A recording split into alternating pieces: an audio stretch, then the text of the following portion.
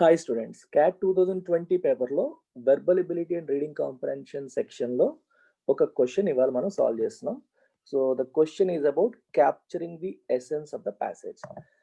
Passage యొక్క ఎసెన్స్ని capture చేసే క్వశ్చన్స్లో మనం గుర్తుపెట్టుకోవాల్సిన విషయం ఏంటి అంటే, essence should reflect the entire passage యొక్క మెసేజ్ని ఆ ఎసెన్స్ క్యారీ చేయాలి.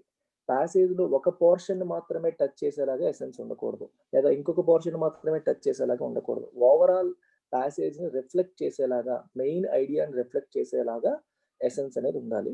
దాన్ని ఎలా ఐడెంటిఫై చేయాలి, ఆప్షన్స్ని ఎలా ఎలిమినేట్ చేయాలి అనేది ఒకసారి నేను సాల్వ్ చేసినప్పుడు అబ్జర్వ్ చేయండి. All humans make decisions based on one or a combination of two factors. మనమంతా కూడా, మనుషులంతా కూడా డెసిషన్స్ ఎలా తీసుకుంటారు? Based on one or A combination of two factors. One or two factors ని బేస్ చేసుకుని డెసిషన్స్ అనేవి తీసుకుంటారు. This is either intuition or information. Intuition base మీద కానీ, ఇన్ఫర్మేషన్ బేసిస్ మీద కానీ తీసుకుంటారు. ఇన్ఫర్మేషన్ అంటే మనకు వచ్చిన రిపోర్ట్స్ కానీ, ఫ్యాక్ట్స్ కానీ, డేటా కానీ, దానిని బట్టి నిర్ణయించుకోవడం. ఫర్ ఎగ్జాంపుల్, మనం క్యాట్లో మంచి స్కోర్ వచ్చాక బి స్కూల్కి వెళ్ళాలి అని డిసైడ్ అవ్వాలనుకోండి, ఇన్ఫర్మేషన్ బేస్డ్ డెసిషన్ మేకింగ్ అంటే ఎలా ఉంటుంది? ఐఎంఏకి వెళ్ళాలా, బికి వెళ్ళాలా, సికి వెళ్ళాలా? ఐఎంఏకి ప్లేస్మెంట్స్ ఎలా వచ్చాయి లాస్ట్ ఇయర్, ఐఎంబికి ప్లేస్మెంట్స్ ఎలా వచ్చాయి, ఐఎంఏలో మాక్సిమం శాలరీ ఎంత, ఐఎంబిలో మాక్సిమం శాలరీ ఎంత, మీన్ శాలరీ ఎంత, ఇక్కడ మీన్ శాలరీ ఎంత, ఇక్కడ ఫీజు ఎంత, ఇక్కడ ఫీజు ఎంత, ఇక్కడ ఎంతమందికి ప్లేస్మెంట్స్ వచ్చాయి, ఇక్కడ ఎంతమందికి వచ్చాయి, ఇక్కడ ఎకడమిక్ ప్రోగ్రామ్ ఎలా ఉంది, ఇక్కడ ఎకడమిక్ ప్రోగ్రామ్ ఎలా ఉంది. ఇలా డెసిషన్స్ తీసుకుంటే దాన్ని ఏమంటాం? బేస్డ్ ఆన్ ఇన్ఫర్మేషన్ అంటాం. అలా కాకుండా ఇంట్యూషన్ బేస్డ్. ఇంట్యూషన్ అంటే మీకు అనిపిస్తుంది పలానా అలా చేద్దామని, ఎందుకు అంటే మనకు తెలియదు. అంటే మన ప్రీవియస్ ఎక్స్పీరియన్స్ వల్ల కావచ్చు, వేరే కారణాల వల్ల కావచ్చు, మన గత అనుభవాల వల్ల ఇలాంటి నిర్ణయం, పలానా నిర్ణయం తీసుకుందాము అని చెప్పి మనసుకు అనిపిస్తుంది. ఎక్స్ప్లెయిన్ చేయరా అంటే అన్నీ ఎక్స్ప్లెయిన్ చేయడం, it is difficult to explain. But intuition, మీ మనసు చెప్తుంది ఇలా చేస్తే బెటర్ అని, అలాంటిదని ఇంట్యూషన్ అంటారు. సో ఇంట్యూషన్ వల్ల కొన్నిసార్లు తీసుకుంటారు, ఇన్ఫర్మేషన్ నుండి కొన్నిసార్లు తీసుకుంటారు. Decisions made through intuition are usually fast. Intuition ద్వారా తీసుకునే నిర్ణయాలు యూజువల్గా చాలా ఫాస్ట్గా ఉంటాయి. అంతే కదా, మనకి ఇంతకుముందు ఏదో మనసులో కొడుతూ ఉంటుంది. When ever you want to make a decision, you take it immediately because it is based on intuition. నీ గత అనుభవాలను బేస్ చేసుకుని నువ్వు డెసిషన్ తీసుకుంటున్నావు. ఇప్పుడు ఇన్ఫర్మేషన్ బేస్డ్ అనుకోండి, ఏం చేస్తాం మనం? దీని డేటా ఏంటి, దాని విషయం ఏంటి, మొత్తం ఇన్ఫర్మేషన్ అంతా గ్యాదర్ చేసి నిర్ణయం తీసుకోవాలి. ఇంట్యూషన్ అనుకోండి, మన అనుభవం, మన మైండ్ చెప్పేస్తుంది ఫలానా చెయ్యి అని చెప్పి. సో ఇంట్యూషన్ వల్ల తీసుకునే నిర్ణయాలు అనేవి జనరల్గా fast. People don't even think about the problem గురించి కూడా ఆలోచించరు. ఇమీడియట్ గా మనసు కనిపిస్తుంది, చేసేద్దామని చెప్పి దిగిపోతారు. It is quite philosophical, right? Meaning that someone who made a decision based on intuition will have difficulty explaining the reasoning behind it. ఎందుకు ఆ డెసిషన్ తీసుకున్నావు అంటే చెప్పలేడు. ఎందుకంటే ఫిలసాఫికల్ డెసిషన్ అంటే మనకి మనసులోంచి అది చెప్తుంది. ఎందుకు అంటే నీ దగ్గర ఫిగర్స్ ఉండవు, ఫ్యాక్ట్స్ ఉండవు, ఇది చేయడం వల్ల ఏంటి బెనిఫిట్ అంటే చెప్పలేను.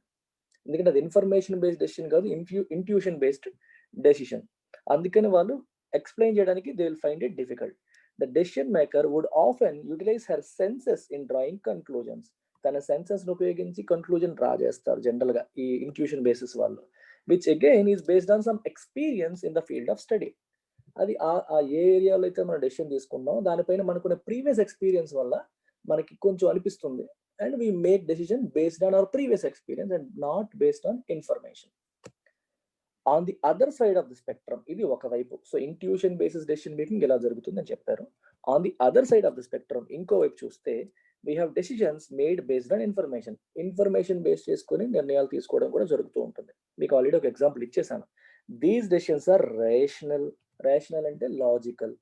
ఎందుకు అంటే నువ్వు ఎక్స్ప్లెయిన్ చేయగలవు. ఒక ఇన్ఫర్మేషన్ బేస్ చేసుకుని, ఒక డేటా బేస్ చేసుకుని, ఒక ఫ్యాక్ట్ బేస్ చేసుకుని మనం నిర్ణయాలు తీసుకుంటాం.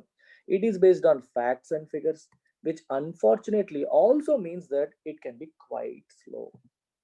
మరి ఫ్యాక్ట్స్ ఫిగర్స్ గ్యాదర్ చేసి, మొత్తం అనలైజ్ చేసి, చదివి అనలైజ్ చేసి మనం డెసిషన్ తీసుకోవాలంటే ఆబ్వియస్గా it will take time, quite slow. The decision maker would frequently use reports, analysis and indicators to form her conclusion. Reports, అనాలిసిస్లు, ఇండికేటర్స్ అన్నీ చూసి అప్పుడు కన్క్లూజన్ అనేది ఫ్రేమ్ చేస్తారు.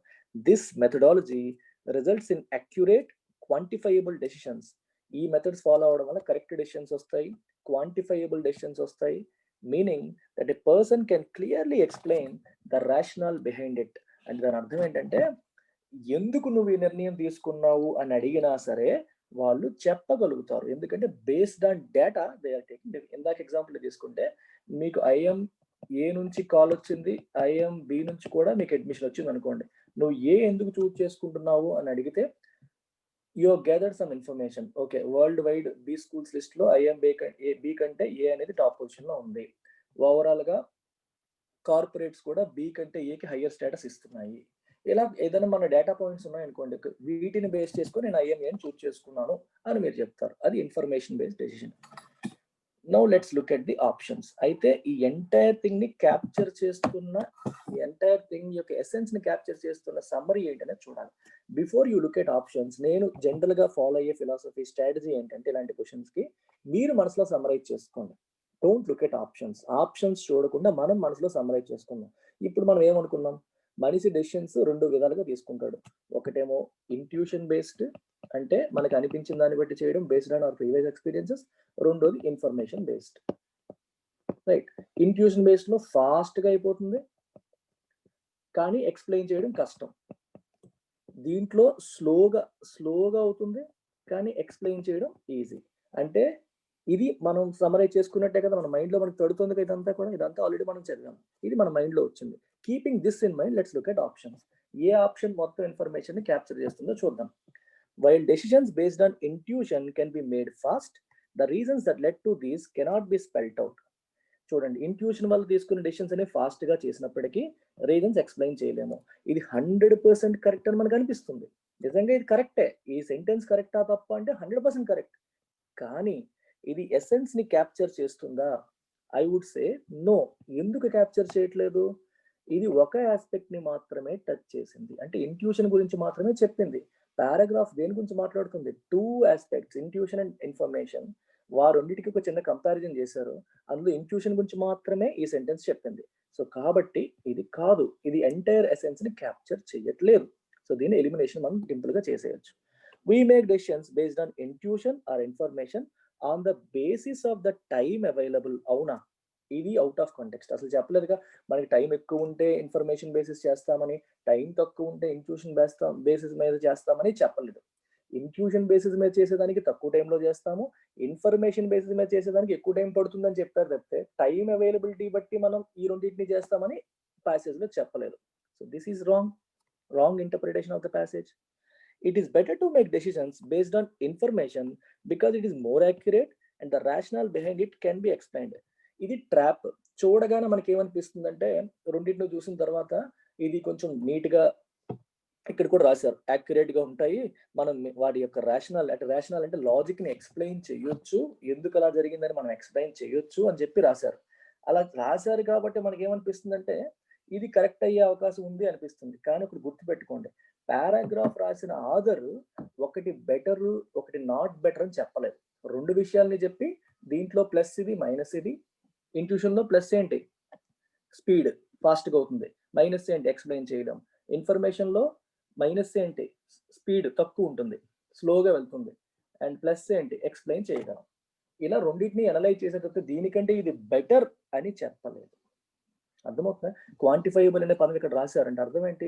ఈ డెసిషన్ ఎందుకు కరెక్ట్, ఈ రకంగా కరెక్ట్, ఈ డేటా ప్రకారం కరెక్ట్, ఇంతగా దానికంటే ఇది ఎంత బెటర్ అని మనం చెప్పగలుగుతాం అని అర్థం. అది మంచిదే, కానీ అదే మంచిది ఇది మంచిది కాదు అని ఆధర్ చెప్పలేదు. ఆధర్ చెప్పంది మనం ఊహించుకోకూడదు. సో ఇది కూడా తప్పు.